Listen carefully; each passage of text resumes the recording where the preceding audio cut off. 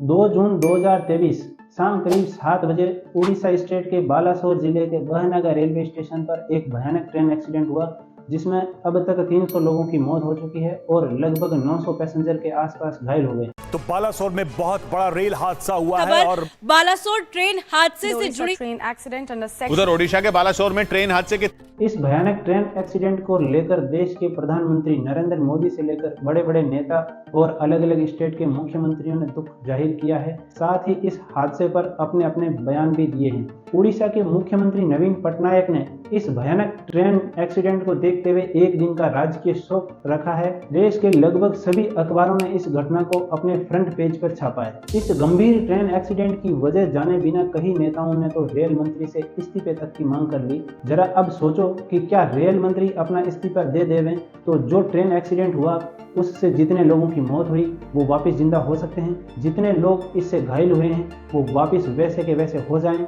जो एक्सीडेंट से ठीक पहले थे। मेरे हिसाब से तो ये बेतुका बयान है, लेकिन यहाँ सवाल ये है कि इतना बड़ा एक्सीडेंट हुआ, इसकी क्या खास वजह रही होगी? कौन इस एक्सीडेंट के पीछे जिम्मेदार है? इंडिया में क्यों आए दिन अक्सर ऐसे एक्सीडेंट होते रहते हैं? आखिर कब तक ऐसी ट्रेजेडी से आम नागरिकों को निजात मिलेगी? आइए जानते हैं आज के इस वीडियो में। बालासोर ट्रेन एक्सीडेंट महज घटना ही नहीं, एक बड़ी लापरवाही भी इसकी वजह रही है। बात है 2 जून 2023 की शाम 7 बजे के आसपास उड़ीसा के बालासोर जिले के बहनागा बाजार स्टेशन की। इस स्टेशन पर 2 मेन ट्रैक हैं जिस पर कई ट्रेन का लगातार आना जाना रहता है। इन ट्रैक पर 2 ट्रेन एक साथ अलग अलग दिशा में जा सकती है। साथ ही इन दोनों ट्रैक के साइड में 2 लूप ट्रैक, यानी आसान भाषा में समझा जाए तो किसी ट्रेन को रोकना हो या किसी ट्रेन को क्रॉसिंग कराना हो तो भी लूप ट्रैक पर ट्रेन को रोका जा सकता है। ऐसा भी हो सकता है कि कोई धीमी गति वाली ट्रेन या कोई एक्सप्रेस ट्रेन आगे निकलना चाहे तो थोड़ी देर के लिए धीमी गति वाली ट्रेन को साइड में यानी लूप ट्रैक पर खड़ा किया जा सकता है। ट्रेन नंबर 12841 कोरोमंडल एक्सप्रेस जो कि पश्चिम बंगाल को तमिलनाडु से जोड़ती है।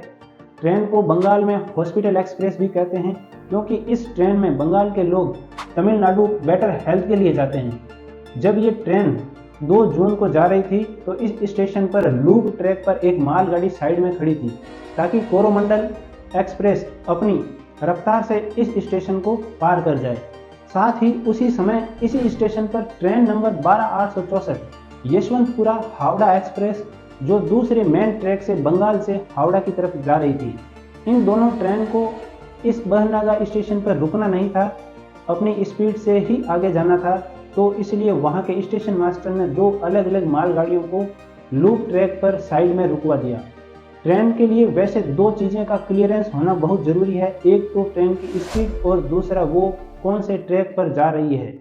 यहाँ स्पीड की जिम्मेदारी तो लोको पायलट की होती है जो स्पीड के साथ सिग्नल को भी फॉलो करता है। और ट्रेन के ट्रैक को डिसाइड करने के लिए एक इंटरलॉकिंग सिस्टम की जरूरत होती है जिसे या तो मैनुअल या फिर ऑटोमेटिक तरीके से हैंडल किया जा सकता है। इस स्टेशन पर जो इंटरलॉकिंग सिस्टम था वो ऑटोमेटिक था जो पायलट को सिग्नल देता है अगर ट्रेन को सीधे सीधे अपनी स्पीड में जाना है तो ग्रीन होगा या फिर ट्रेन को रुकना है तो येलो सिग्नल मिलेगा। यानी लूप ट्रैक पर जाना होगा यानी लोको पायलट ट्रेन की स्पीड को कम कर देगा और इसी सिग्नल के हिसाब से ट्रैक भी जुड़े हुए होते हैं। ग्रीन सिग्नल है मतलब ट्रैक सीधा ही जुड़ा हुआ है और अगर येलो सिग्नल है तो ट्रेन को लूप लाइन की तरफ ले जाया जाएगा। लेकिन इस स्टेशन पर लोको पायलट को सिग्नल तो ग्रीन था पर ट्रैक लूप लाइन की तरफ मुड़ा हुआ था। अब ऐसी कंडीशन में ट्रेन मेन ट्रैक से सीधे तो नहीं जा पाएगी क्योंकि ट्रैक तो लूप लाइन की ओर मुड़ा हुआ था और ट्रेन को अचानक ब्रेक भी नहीं किया जा सकता क्योंकि ब्रेक अगर कर भी दिया जाए तो स्पीड की वजह से एक के ऊपर एक बोगी आ जाएगी तो एक्सीडेंट होगा ही होगा। बस इसी गलत इंटरलॉकिंग सिस्टम की वजह से ट्रेन गलत ट्रैक पर चढ़ गई और लूप लाइन में खड़ी मालगाड़ी के पीछे से टकरा गई। उस वक्त ट्रेन की स्पीड भी 128 किलोमीटर प्रति आवर थी और मालगाड़ी में उस वक्त आयरन ओरा भरा हुआ था जो कि इतनी आसानी से ग्रेविटी को भी हिलने तक नहीं देता। इस वजह से एक के ऊपर एक बोगी आ गिर पड़ी और अचानक एक्सीडेंट हो गया और 13 डिब्बे पटरी से उतर गए। दूसरी साइड के मेन ट्रैक के सामने से यशवंतपुरा हावड़ा एक्सप्रेस भी गुजर रही थी तो उसके पिछले 3 डब्बे भी इस कोरोमंडल एक्सप्रेस से टकरा गए। भयानक हादसा देखने को मिला जिनमें अनेकों लोग घायल हुए और कई लोगों की मौत हो गई। एक रिपोर्ट के मुताबिक इस स्टेशन के स्टेशन मास्टर इस घटना से घटित होते ही वहां से भाग निकले। हालांकि इस पर आश्चर्य नहीं होगा कि वो भागे क्यों। ऐसा हुआ होगा कि इस घटना से डर गए हो। इसमें स्टेशन मास्टर की कोई गलती नहीं है। रेल मंत्री का कहना है कि यह एक इलेक्ट्रॉनिक इंटरलॉकिंग के फेलियर की वजह से इतना बड़ा एक्सीडेंट हुआ है। इलेक्ट्रॉनिक इंटरलॉकिंग में जो चेंज किया जिसके कारण ये दुर्घटना हुई। रेलवे बोर्ड की सदस्य जया वर्मा सिन्हा ने बताया कि ये सिस्टम तो एरर प्रूफ है, क्योंकि सिस्टम फेल भी हो जाए तो सिग्नल रेड हो जाता है। एक अन्य सदस्य ने भी बताया कि इस सिस्टम को तो इंडिया में हर दिन लाखों बार यूज किया जाता है, फिर यहाँ ये सिस्टम फेल क्यों हुआ। बताया जाता है कि ये इंडिया में पहली बार नहीं हुआ है। ये 2005 में भी गुजरात में वडोदरा से भी साबरमती एक्सप्रेस की गलती से लूप लाइन में लेने से मालगाड़ी से भिड़ गई थी। यहाँ एक सवाल इंडियन गवर्नमेंट पर भी बनता है कि कवच सिस्टम का क्या हुआ, जिसे आपने बड़ी धूमधाम से लॉन्च किया था। यहाँ तक कि रेलवे मंत्री ने बताया था कि देखिए, कवच अपने से रोकने की कोशिश कर रहा है। ड्राइवर साहब, आप तो ब्रेक नहीं लगा रहे हैं। ड्राइवर ब्रेक नहीं लगा रहे हैं। आगे लोको खड़ा है ब्लॉक सेक्शन के अंदर। एक ही लाइन में 2 ट्रेन खड़ी है। ट्रेन कोलाइड करने की कोशिश कर रहे हैं हम लोग, लेकिन कवच रोक रहा है। यहाँ थोड़ा जान लेते हैं कि क्या कवच सिस्टम है। क्या चीज कवच एक ऐसा सिस्टम है जिसे हर स्टेशन पर 1 किलोमीटर की दूरी पर इंस्टॉल किया जाता है। इसके साथ ही इसे ट्रेन, ट्रैक और रेलवे सिग्नल में भी इंस्टॉल किया जाता है। ये पूरा सिस्टम एक दूसरे के कंपोनेंट को अल्ट्रा हाई रेडियो फ्रीक्वेंसी के जरिए कम्युनिकेट करता है। साफ शब्दों में इसे ऐसे समझिए कि जब किसी वजह से लोको पायलट रेलवे सिग्नल को जंप करता है तो ये कवच सिस्टम अपने आप एक्टिव हो जाता है।